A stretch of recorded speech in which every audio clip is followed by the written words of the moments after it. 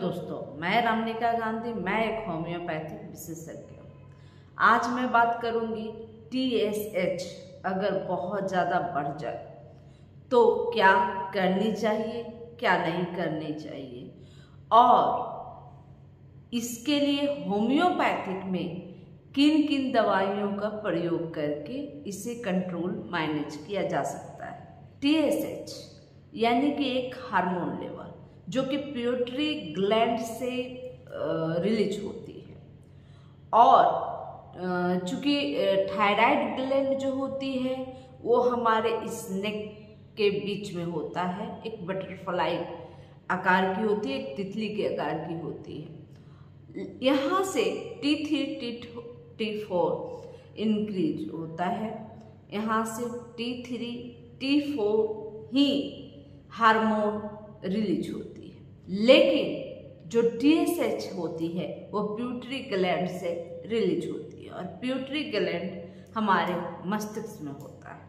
चूंकि जब T3 या T4 में कमी आती है, हार्मोन बन नहीं पाता, सही से निकल नहीं पाता, रिलीज नहीं हो पाता, हमारे शरीर में T3 T4 की कमी होती है, ऐसी स्थिति में हमारे मस्तिष्क में ये संदेश जाता है कि TSH हार्मोन रिलीज किया जाए, जिससे T3 व T4 की कमी को दूर करने का संकेत मिल सके। इसी क्रम में T3 T4 कम होने पे TSH पिट्यूटरी ग्लैंड से रिलीज होता है और इसकी मात्रा बढ़ जाती है।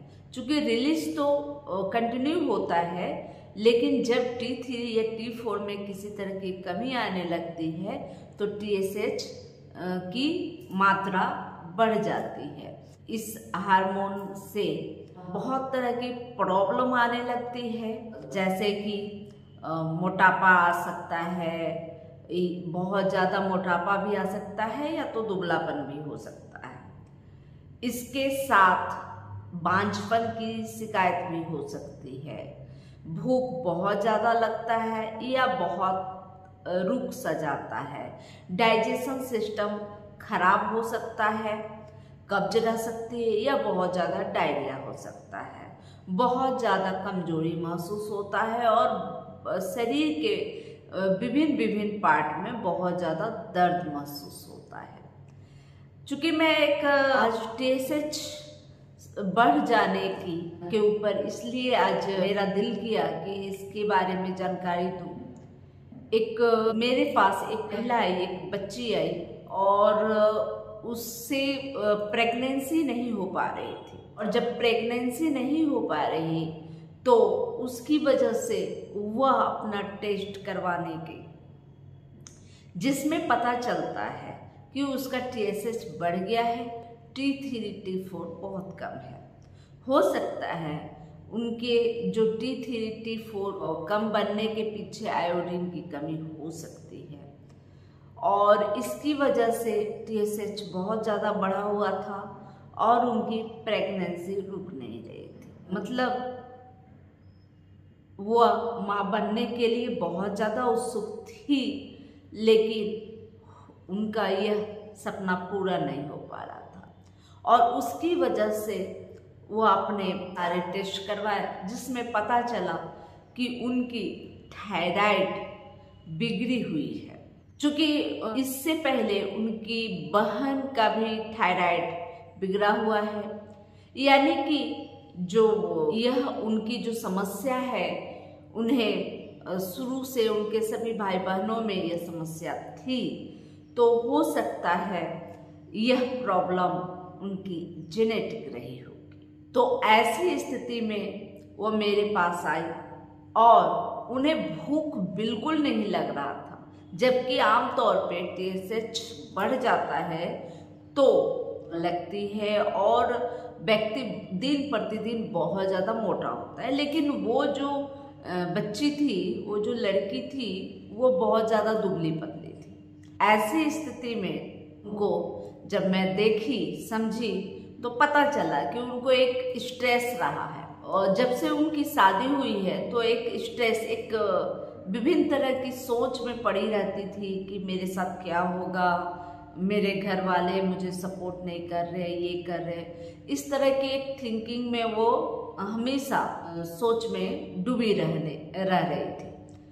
शायद यही वजह रहा हो कि उनके इस थायराइड में जो समस्या आई है। और जब TSH का पता चला कि बहुत ज़्यादा बढ़ा है तो उन्हें एक मेडिसिन मिली और उसकी रोज एक डोज उनको लेनी, एक टैबलेट, एक पिल लेनी है। जब वह 3-4 ही टैबलेट ली थी तभी उनके शरीर में बहुत ज़्यादा, उनके गर्दन में बहुत ज़्यादा अकड़न हो रही थी और जो उनका थायराइड ग्लैंड है उसमें बहुत ज़्यादा सूजन, हार्डनेस हो गई और वो गर्दन बिल्कुल हर समय वो गर्दन के दर्द से परेशान थी।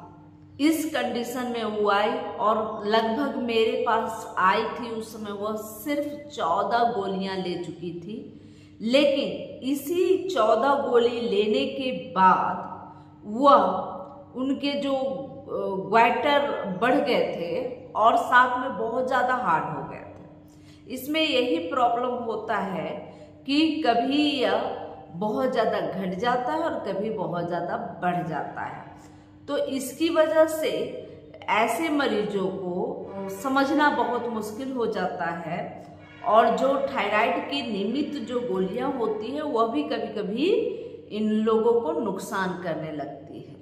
तो जब इस कंडीशन में आई तो मेरे पास सिर्फ वह दर्द से बिल्कुल अकड़ रही थी, बार बार अपने गर्दन को ऐंठा रही थी।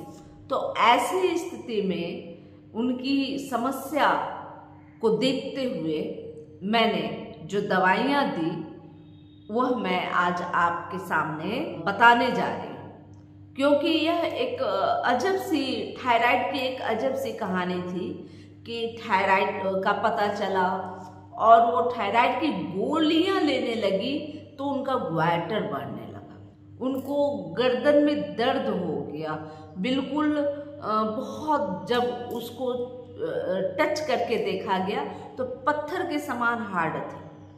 तो ऐसी स्थिति में उक्त बच्ची को मैंने आयोडीनम दिया, फ्यूकस बेस दिया और अभी फिलहाल बेहतर है। इसके अलावे ऐसे ऐसे बहुत सारे केस आए और जब इस तरह की समस्या हो तो अक्सर खाने पीने पर बहुत ज़्यादा ध्यान देनी चाहिए। आपको पालक और गोभी की कोई भी प्रकृति जैसे कि बंद गोभी, फूल गोभी, ब्रोकली, जितनी भी गोभी की वैरायटी आती है वो सभी वैरायटी नहीं लेनी चाहिए। सोयाबीन से बनने वाले कोई प्रोडक्ट, सोयाबीन की पनीर, सोयाबीन की बड़ियाँ, सोयाबीन के दाल, सोयाबीन की दूध, सोयाबीन की दहिया या सोयाबीन से बने हुए जितने भी आइटम हैं उसको त्याग देनी चाहिए। साथ में ऐसे लोगों को कोल्ड ड्रिंक का सेवन नहीं करना चाहिए। जिन लोगों का थायराइड बढ़ा है कोल्ड ड्रिंक बिल्कुल त्याग देनी चाहिए। थायराइड के रोगियों में बॉडी में, हड्डियों में बहुत ज़्यादा दर्द भी महसूस होता है और जिन लोगों को दर्द महसूस होता है उन लोगों को कोल्ड ड्रिंक, यानी कि सिर्फ कोल्ड ड्रिंक नहीं, साथ में जितने भी लिक्विड आइटम आते हैं खाद्य पदार्थ में जो पैकिंग करके आते हैं, जैसे लस्सी, जैसे मिल्क जो आते हैं, केसर मिल्क, बादाम मिल्क, ऐसे करके आते हैं, या जूस आते हैं, फ्रूट जूस आते हैं, इन सभी चीज़ों को नहीं लेना चाहिए। सोडा वाटर, जीरा वाटर, कुछ भी इस तरह के आते हैं जो पैकिंग किए हुए होते हैं और वो लिक्विड पीने नहीं चाहिए। ऐसे लोगों को दर्द बहुत ज़्यादा बढ़ जाता है जिन लोगों को थायराइड की स्थिति में बॉडी में पेन होता है। और सबसे पहली बात कि जिन लोगों के थायराइड ऐसे होते हैं जब उनके माता पिता को है और उन्हें भी हुई है, या उनके भाई बहनों को हुई है और उन्हें भी हुई है, ऐसी स्थिति में ट्यूबरकुलिनम 1 1 महीने में एक बार जरूर लेनी चाहिए। और मैं तो कहूँगी कि ऐसे जो थायराइड यानी TSH बढ़ने की जो समस्या है, THS बढ़ने की जो समस्या होती है, उसे उस स्थिति में ट्यूबरकुलिनम 1 लेकर ही दवाइयों का शुरुआत करनी चाहिए। जब आपने फर्स्ट बार ट्यूबरकुलिनम 1 लिया, इसके करीब करीब 24 से 40 घंटे 42 घंटे के बाद ही कोई अन्य दवाई की शुरुआत करनी चाहिए। इसमें आयोडीनम प्रमुखता से मैं देती हूँ और यह लगभग सभी थायराइड मरीजों को जिन्हें TSH बढ़ा होता है, उन लोगों को आयोडीनम आवश्यक रूप से देती हूँ। 30 पोटेंसी में दिन में 3 बार 2-2 बूंद लेनी चाहिए। इसके अलावे फ्यूकस एक बेहतरीन मेडिसिन है, जिसमें TSH बहुत ज़्यादा बढ़ते हैं।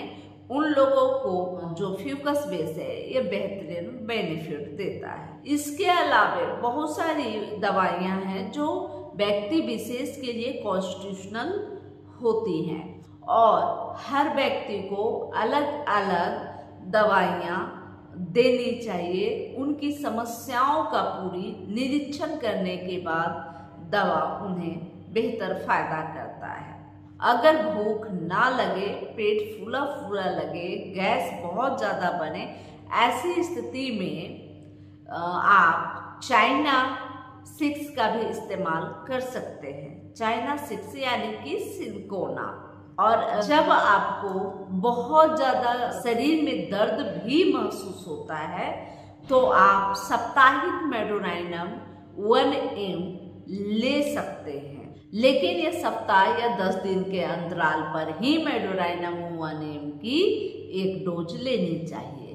इस दवा की बार बार पुनरावृत्ति, बार बार लेने की प्रक्रिया नहीं करनी चाहिए। लेकिन आयोडीनम 30 दिन में 3 बार 2-2 बूंद आवश्यक रूप से मैं देती हूँ। और लगभग ये जब भी आपको थायराइड की समस्या हो तो यह आप स्वयं भी इसका इस्तेमाल कर सकते हैं।